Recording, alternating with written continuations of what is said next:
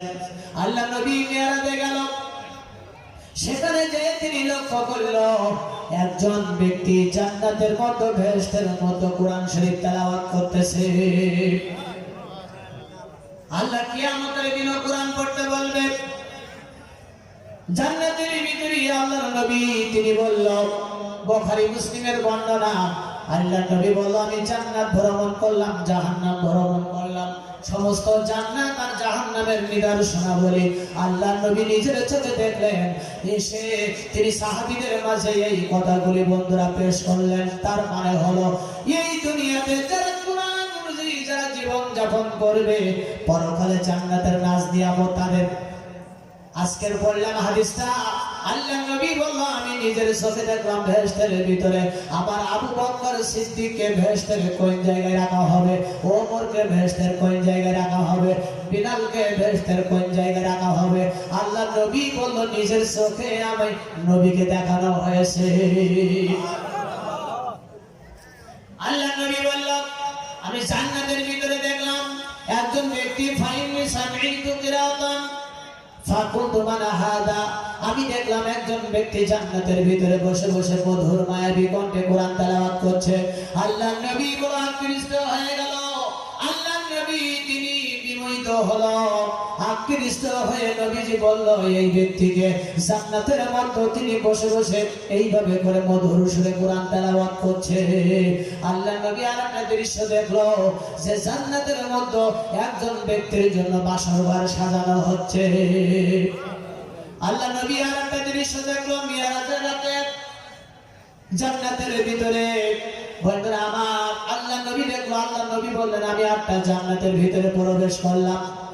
আমি যেই জান্নাতের আমি দরজায় পা দিলাম, সঙ্গে সঙ্গে লক্ষ্য করলাম যে একজন ব্যক্তি জান্নাতের ভিতরে ঘুরে ঘুরে বেড়াচ্ছে। এত চেষ্টা করলাম কিন্তু তার চেহারা দেখতে পাইলাম না, শুধু পায়ের গোড়ালি দেখতে পাইলাম। আল্লাহ নবী আশ্চর্য হয়ে গেল।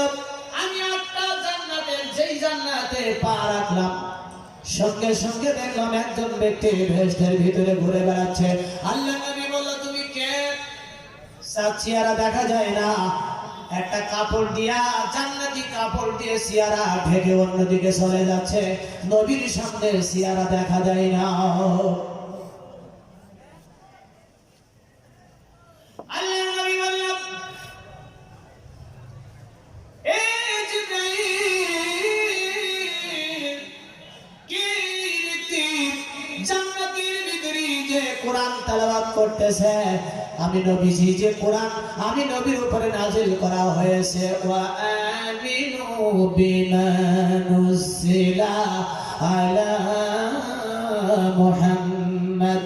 আল্লাহ বলল ঈমান আর সে বিষয়ের উপরে যা বিশ্বনবী জনাবে মুহাম্মদুর রাসূলুল্লাহ সাল্লাল্লাহু আলাইহি সাল্লামের উপর অবতীর্ণ হয়েছে। কোরআন নাজিল হয়েছে কার উপরে? এসেছে কার পক্ষ থেকে? تنزيلا ممن خلق الأرض والسماوات العلى। আল্লাহ নবীর উপরে কোরআন নাযিল হলো। বন্ধুরা আমার, আমাদের নবী এমন নবী, আমাদের নবী সাধারণ কোন নবী না। বন্ধুরা আমার, বিশ্ব নবী মেরাজ থেকে এসে বন্ধুরা সাহাবী আজমাইনদেরকে একত্রিত করে বলল, সাহাবীরা এতদিন তো তোমরা অনেক কিছু শুনেছো, আজকের তোমাদের বাস্তবে কিছু নিদর্শন আমি নবী দেখাতে চাই। সাহাবীরা বলল, ইয়া রাসূলুল্লাহ সাল্লাল্লাহু আলাইহি সাল্লাম, আপনি কি নিদর্শন দেখাবেন? আবু বকর সিদ্দিক বলল, নবী আপনি কি নিদর্শন দেখাবেন? আল্লাহ নবী বলল, আমি গত রাতে মিরাজে গিয়েছিলাম রে আবু বকর, ও আমার সাহাবীরা, আজকের আমি নবী মিরাজের নিদর্শন তো শুনেছ, আমি যদি বাস্তবে পাঠ্যগুলাকে দেখায় দেই খুশি হবে কিনা? সাহাবীরা পাগল হয়ে যেতে লাগলো। নবীজি মিরাজ থেকে কি নিদর্শন এনেছে আমাদের সচক্ষে দেখাবে। আপনারা কি ব্যস্ত হচ্ছেন নাকি? আজকে আমার সময় তো বেশি নাই, কারণ আমার পরে আমার এক ভাই তিনি একটু পরে স্টেজে আসবেন, ইনশাআল্লাহ তিনি আলোচনা করবেন আপনাদের সঙ্গে। বন্ধুরা আমার, আলোচনা করতেছিলাম চমকপ্রদ কথা, কান লাগান। আল্লাহ নবী বন্ধুরা আমার বিশ্ব নবী বলল, বিশ্ব নবীর হাতে একটা ব্যাগ আছে। আল্লাহ নবী যখন বয়ান করতেছেন মিরাজ থেকে এসে তখন বলল, আমি মিরাজ থেকে এসেছি, এই ব্যাগের ভিতরে একটা জিনিস আছে যেটা নিয়ে এসেছি।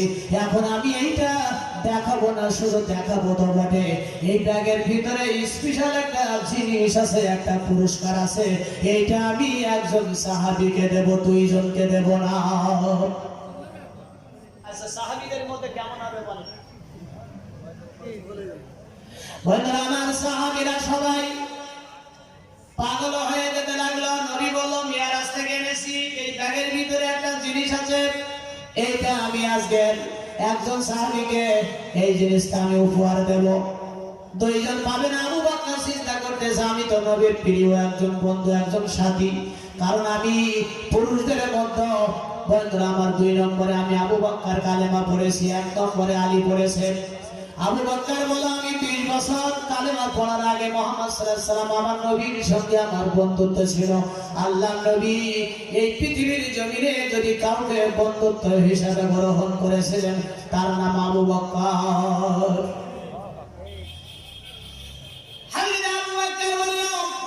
আমি হয়তো ব্যাগের ভিতরে ওই আসল দামি জিনিসটা পাবো যেটা নবী মিরাজ থেকে এনেছে।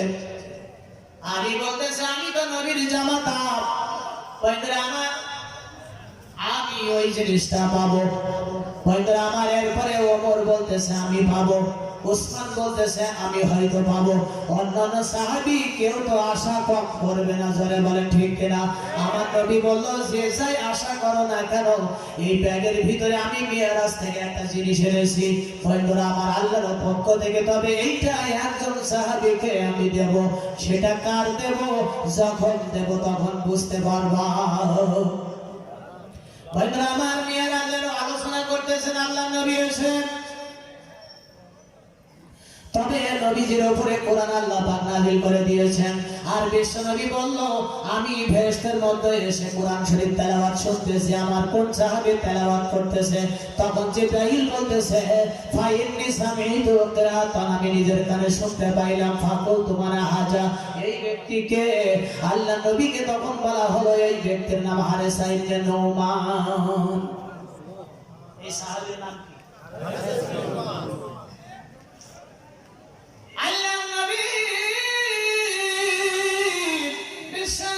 তখন বলল, আমার হারেসা, এত মর্যাদা এত সম্মান কি করে ফেলো? বন্ধুরা আমার, বিশ্ব নবীর উপরে আল্লাহ পাক কোরআন নাযিল করেছেন, আর সেই কোরআন তার সাহাবী বেহেশতের মধ্যে বসে বসে তেলাওয়াত করতেছে।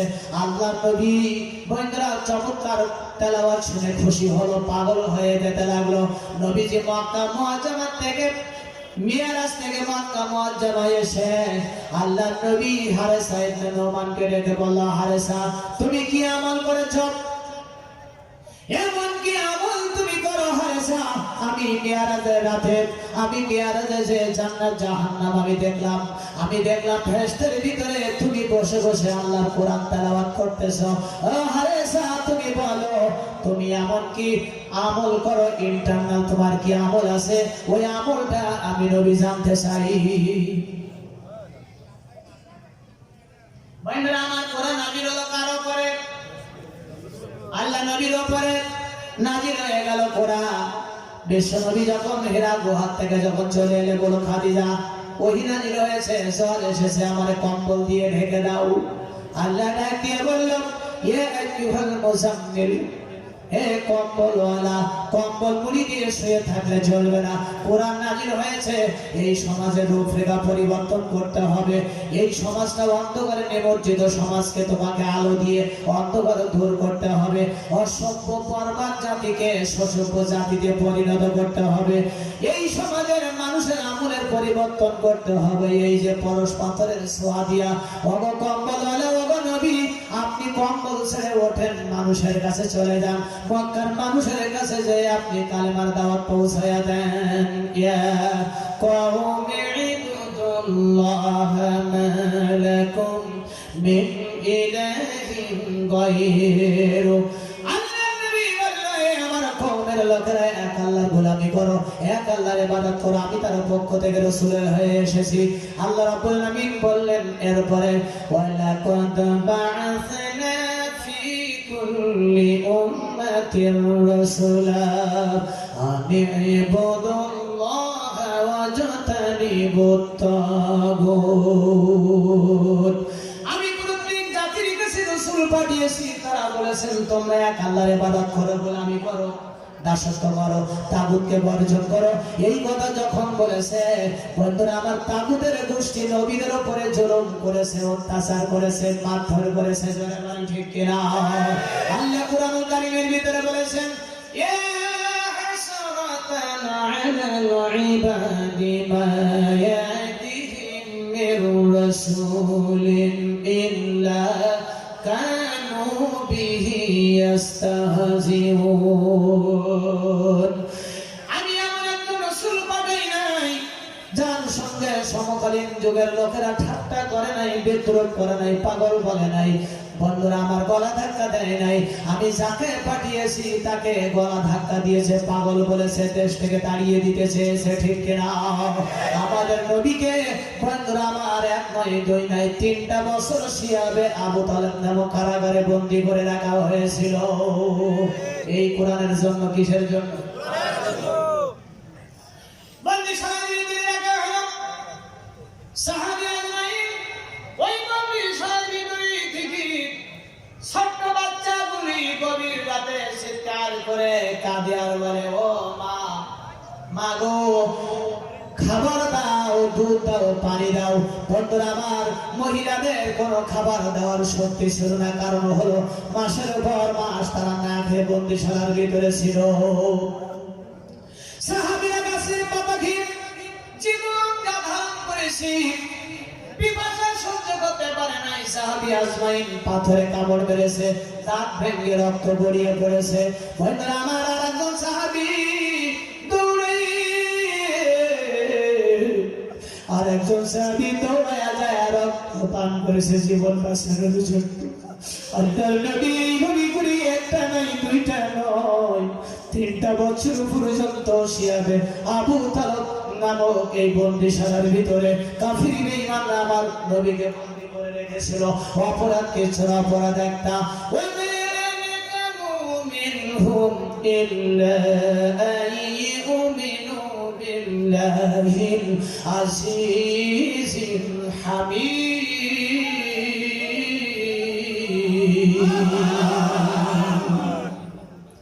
অপরাধ কিছু না, অপরাধ একটা।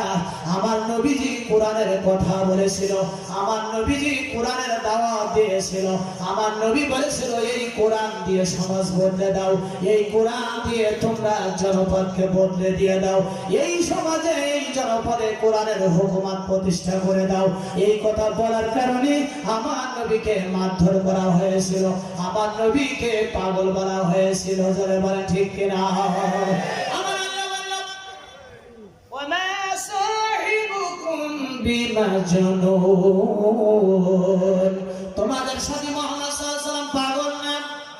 আল্লাহ পাক কত সুন্দর কথা বললেন, তোমাদের সাথে মুহাম্মদ সাল্লাল্লাহু আলাইহি ওয়াসাল্লাম তিনি কোনো পাগল না। তার কারণ হলো আল্লাহ বোঝাতে চাইলো এ মক্কার মানুষেরা সত্য থেকে মুহাম্মদ সাল্লাল্লাহু আলাইহি ওয়াসাল্লাম তোমাদের সামনে বড় হয়েছে, মানুষ হয়েছে, ঠিক কিনা বলেন?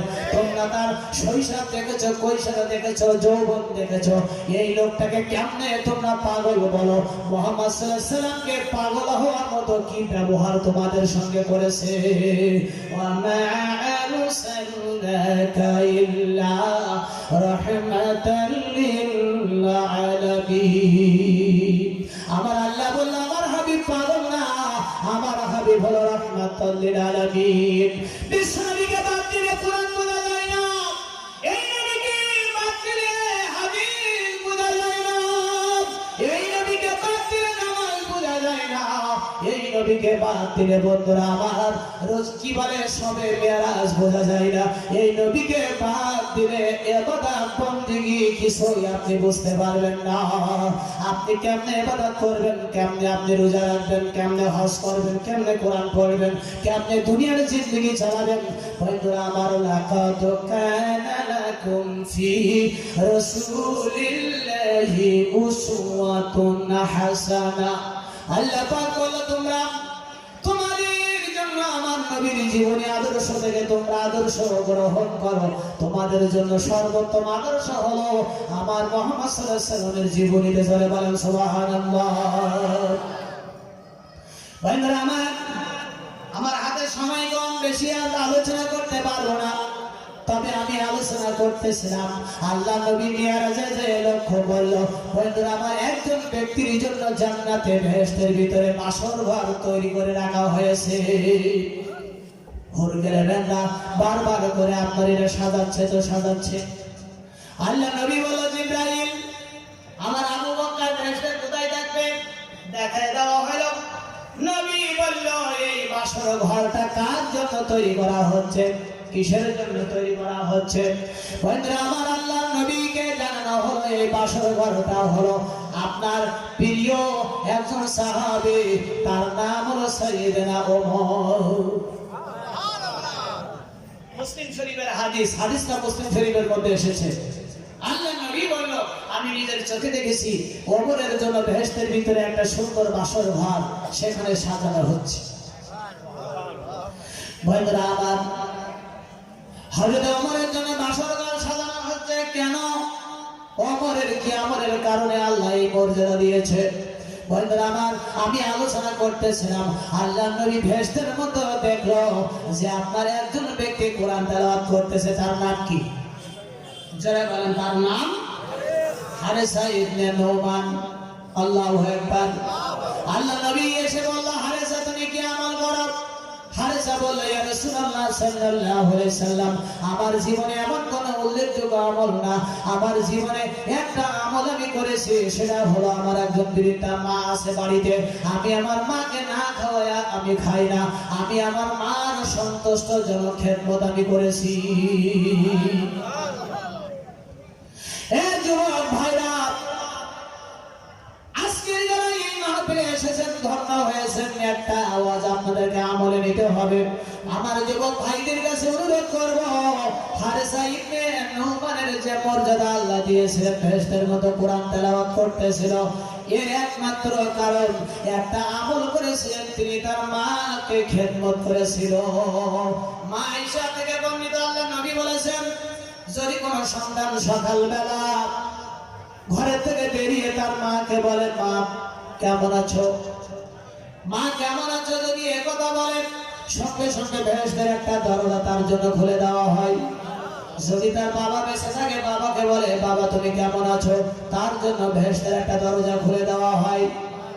বন্ধুরা আমার তাহলে আজকের আপনারা জানতে পারলেন হাদিস, সকালবেলা আপনার বাবা মাকে যদি আপনি খোঁজ খবর নিতে পারেন, আল্লাহ নবী বলল উম্মত তোমার জন্য দুইটা বেহেশতের দরজা খুলে দেওয়া হবে।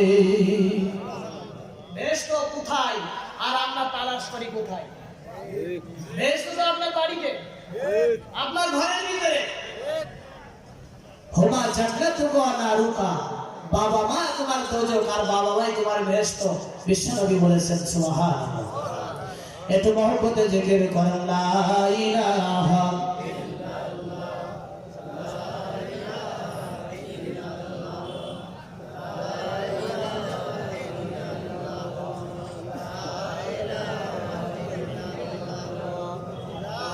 লা ইলাহা ইল্লাল্লাহ সুবহানাল্লাহ আলহামদুলিল্লাহ লা ইলাহা ইল্লাল্লাহ লা ইলাহা ইল্লাল্লাহ।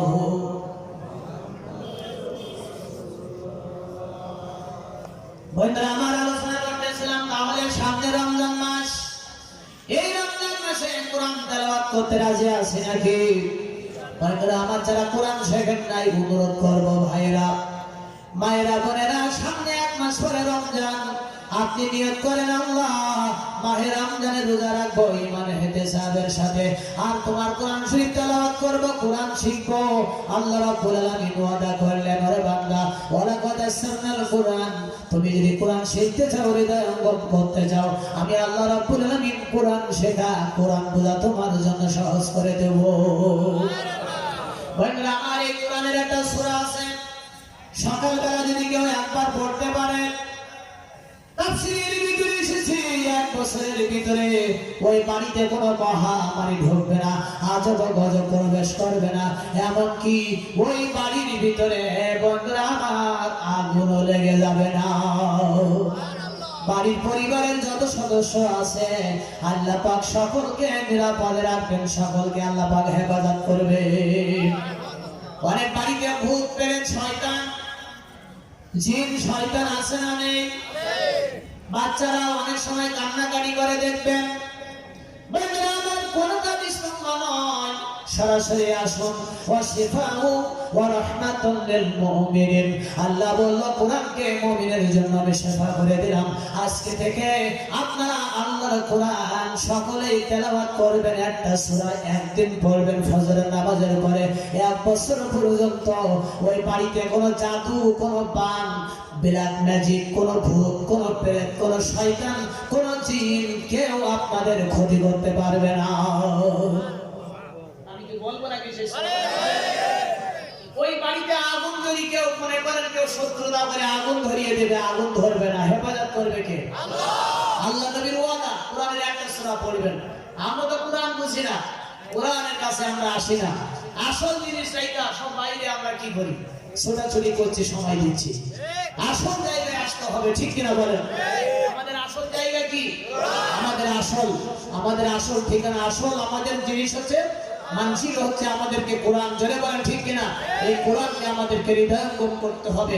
ওমান আমিলা বিউজরা ওমান হাকামা বিহি আদিলা, এই কোরআন আমল করতে হবে। কোরআন দিয়ে যদি আমরা সব ফয়সালা করতে পারি, ইবাদত বন্দেগী কোরআন অনুযায়ী করতে পারি, তাহলে আল্লাহর দরবারে সম্মান মর্যাদা আছে না নাই? অনেকের হাইপার টেনশন, অনেকের ঘুম আসে না, এই জন্য ঔষধ খেয়ে শেষ, এখন ঔষধের কাজ হয়নি। আপনি এরকম ঘুমের ঔষধ খাইতে খাইতে ক্লান্ত, এখন ঔষধের কাজ হচ্ছে না। হাইপার টেনশন, ঘুমের জন্য ঔষধ খাওয়া লাগবে না। আমি কি একটা সূরার নাম বলবো? ঈশার নামাজ পড়ে পড়তে পারবেন আজকে থেকে? আজকে থেকে তো আর পারবেন না, আগামীকাল থেকে নিয়ত করেন। ঈশার নামাজ পড়ে একটা সূরা আছে কোরআন শরীফের পড়বেন, ঘুমের ট্যাবলেট খাওয়া লাগবে না, হাইপার টেনশনের জন্য ঔষধ খাওয়া লাগবে না, এমনি আপনার ঘুম এসে যাবে।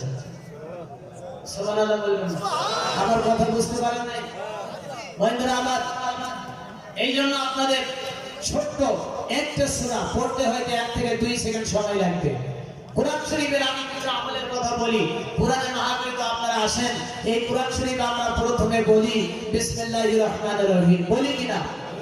কিন্তু এর যে ফজিলত আমরা কি জানি? বিসমিল্লাহির রহমানির রহিম যদি কেউ একবার পড়ে, তার আমলনামায় 4000 নেকি লেখা হয়।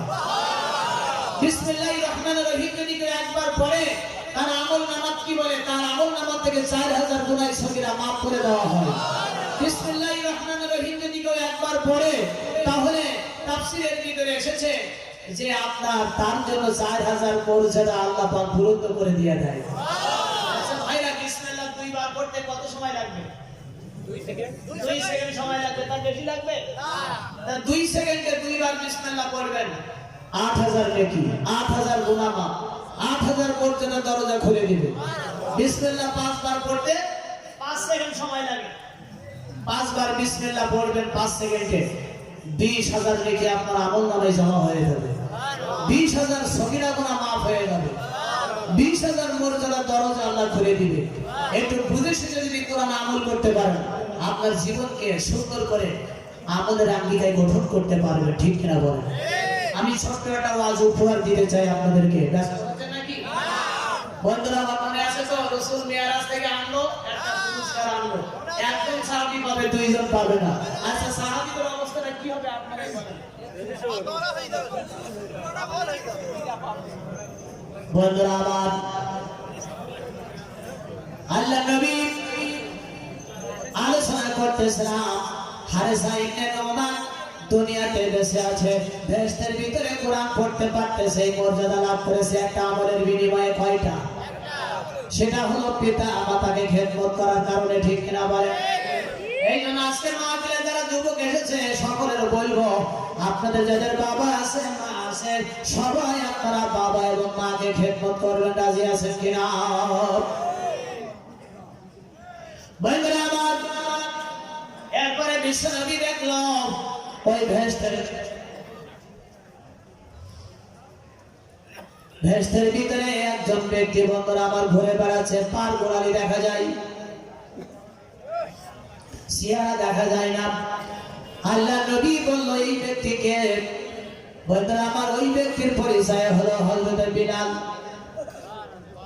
বন্ধুরা আমার, বিলাল হাবশী রাখাল ছিল, তিনি মরুভূমির ভিতরে উট চড়াতো। ঈমান আনার কারণে বিলালের মর্যাদা বাড়িয়ে দিল কে? ইন্নাল্লাযীনা ক্বালু রাব্বুনাল্লাহু সুম্মা ইসতাকামু তাতানাজ্জালু আলাইহিমুল মালায়েকাতু আল্লা তাখাফু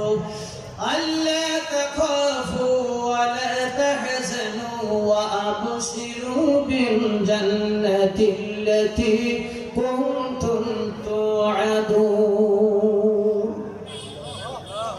যারা বলেছে আল্লাহ আমার রব, আর এই কথা বলে যারা ঈমানের উপরে অবিচল টিকে থাকতে পেরেছে, ঈমানের পথ থেকে যারা সরে যায় নাই, আল্লাহ রাব্বুল আলামিন বললেন তাদের কোনো ভয় নেই, কোনো চিন্তা নেই। তাতানাজ্জালু আলাইহিমুল মালায়েকা, তাদের রবের পক্ষ থেকে নাজিল হয় ফেরেশতা। আল্লাহ নবী বললেন, বিলাল তুমি কি আমল করেছো যার কারণে আমি 8টা জান্নাতে তোমাকে দেখেছি? হযরত বিলাল বলল, ইয়া রাসূলুল্লাহ সাল্লাল্লাহু আলাইহি ওয়াসাল্লাম, আমি এমন কোন আমল করি নাই।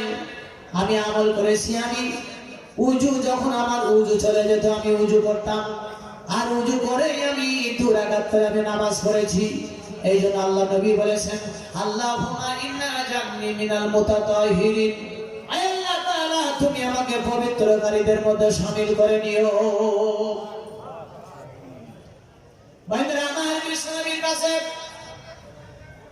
মসজিদে নববীতে আল্লাহর নবী যখন আপনার ওয়াজ করতেছিলেন, বয়ান করতেছিলেন, এমন সময় একটা যুবতী, একটা সুন্দরী মেয়ে দৌড়ায় এসে আল্লাহর নবীর কাছে বলল, ইয়া রাসূলুল্লাহ, আপনি আপনার খুতবা যদি একটু আপনি স্টপ করে দিতেন, আমার একটা আবদার ছিল, আপনার কাছে একটা আবদার নিয়ে এসেছি, একটু যদি শুনতেন। আল্লাহর নবী বলো তুমি কি বলতে চাচ্ছ? আল্লাহ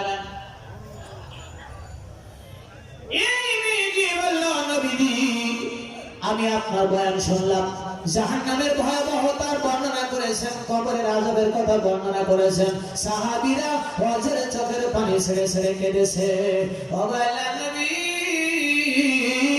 আমি যুবতী মেয়ে, আমার এমন কোন এই মদিনায় অভিভাবক নাই, আমার বিবাহের কোনো ব্যবস্থা করতে পারছে না, অথচ আপনি বলেছেন যে ওয়াক্তি হলো নামাজ পড়ো, আপনি বলেছেন যে মানুষ মারা গেলে তারে দাফন করে দাও, আপনি বলেছেন মেয়ে যখন বালেগা হবে সৎ পাত্রস্থ করো, অর্থাৎ বিয়ে দাও।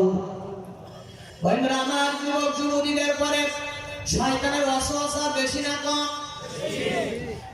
এরপরে দেখবেন এই মেয়েটি এবার বলল, নবী আপনি বিয়ের ব্যবস্থা করে দেন। আল্লাহ নবী বলল, এ যুবতী মেয়ে, তুমি তো ভালো প্রস্তাব নিয়ে এসেছো, তোমার উদ্দেশ্য ভালো, তবে আমার সাহাবীদের মধ্যে তোমার কারোর পছন্দ হইলে বলতে পারো। মেয়ে বলল, নবীজি এইভাবে আমার কোনো পছন্দ নেই, তবে আমার একটা দাবি আছে, আমি বিয়ে করব ওই ছেলের সঙ্গে যার মতো 3টা আমল আছে। যেই ব্যক্তি 3টা আমল করবে, আমাকে কথা দেওয়া লাগবে 3টা আমল কোনোদিন ছাড়তে পারবে না। 3টা আমল যে যুবক করবে, আমি ওই যুবকের সঙ্গে বিয়ে করতে চাই। আল্লাহু আকবার। বন্ধুরা আমার, বিষ্ণুরী বলল, এ মেয়েরে কি আমল? তখন মেয়েটি বলে, 1 নম্বর আমল হলো আমি বিয়ে করতে চাই ওই ছেলের সঙ্গে যে ছেলে প্রতিদিন 1 খতম করে কোরআন তেলাওয়াত করবে। প্রতিদিন 1 খতম কি করবে?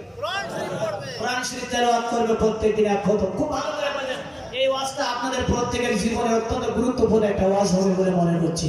আমি সংক্ষেপে শেষ করে দিচ্ছি। মেয়ে দাবি হলো তিনটা আমল করতে হবে। 1 নম্বর আমল, প্রত্যেকদিন এক খতম কোরআন তেলাওয়াত করা লাগবে। 2 নম্বর আমল, আল্লাহর নবী 2 নম্বর আমল, প্রত্যেকদিন তাকে নফল রোজা রাখা লাগবে যতদিন বেঁচে থাকবে। যতদিন বেঁচে থাকবে এক খতম কোরআন পড়তে হবে আর নফল রোজা রাখতে হবে। 3 নম্বর আমল, যতদিন বেঁচে থাকবে ঈশার নামাজ পড়ে ফজর পর্যন্ত নামাজের মাসাল্লায় দাঁড়ায়া তার নফল নামাজ পড়া লাগবে। যুবক সাহাবী বলে তাহলে বিয়ে করার দরকার কি?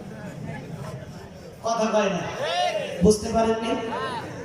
শর্ত হলো সারা রাত নামাজ পড়তে হবে। শর্ত হলো 2 নম্বর, তারপরে কি সারাদিন রোজা রাখতে হবে। প্রত্যেকদিন এক খতম কোরআন পড়তে হবে। তাহলে বিয়ে করার দরকারটা কি? দিনে রোজা, রাতে সারা রাত নামাজ। এই স্ত্রীর সঙ্গে হৃদয়ের জমানো প্রেম ভালোবাসা উজাড় করার জন্য, মোলাকাত দেওয়ার জন্য সময়টুকু নাই। ঠিক কিনা বলেন? মসজিদে নববীর বারান্দায় যখন এই কথা হচ্ছিল, মেয়েটা পর্দার আড়ালে দাঁড়াইয়া বলল, নবী গো, 3টা আমল না করলে আমি বিয়ে করব না। আল্লাহ নবী বললেন, সাহাবীরা তোমরা কি 3টা আমল করে এই যুবতীকে বিয়ে করতে চাও? বন্ধুরা আমার কেউ কথা বলে না। সাহাবীরা চিন্তা করতেছে 3টা আমল করলে বন্ধুরা আমার স্ত্রীর সঙ্গে প্রেম করবে কখন? কথা ঠিক কিনা? কারণ স্বামী স্ত্রী 1 ঘন্টা প্রেম করলে, প্রেমের আলাপ করলে 1 বছর নফল ইবাদতের সওয়াব তাদের আমলনামায় জমা হবে। এর থেকে তুমি আরো হয়ে যাবো। স্বামী স্ত্রী যদি